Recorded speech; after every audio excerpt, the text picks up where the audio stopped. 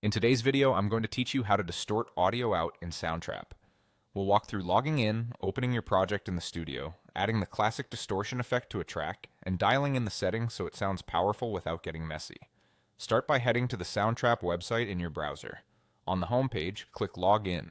On the login screen, choose Login with Google, then select your Google account to continue. If you're prompted to confirm permissions, approve them and you'll land back in Soundtrap. From here, click Studio to open the music-making workspace. Inside the studio, pick the track you want to edit by clicking it.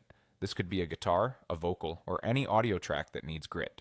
With the track selected, right-click to reveal the context menu, and choose Effects. This opens the effects rack where you can add, remove, and reorder processors. In the effects browser, use the search bar to look for distortion. From the options that appear, choose Classic Distortion. It will load into the rack on your selected track and you'll see its controls. Now let's shape the sound. Start with the distortion amount. Raise it slowly until you hear the harmonics kick in. Small moves go a long way, especially on vocals or full mixes. Next, adjust tone to brighten or darken the character. Higher values emphasize the bite, while lower values smooth out harshness. Use low cut to clean up rumble before the distortion stage so the low end doesn't get muddy. As you increase drive, compensate with the output or level control so the processed signal matches the original loudness. This makes it easier to judge tone rather than volume. A few practical tips while you tweak. Keep an eye on the track meter to avoid clipping.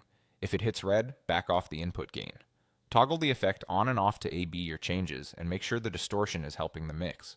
If the result feels too aggressive, reduce the mix or blend the effect in parallel if that option is available in your rack.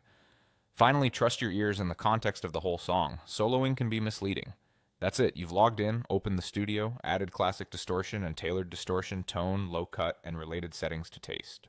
Experiment with different amounts for different instruments, and you'll quickly find the sweet spot that makes your track stand out.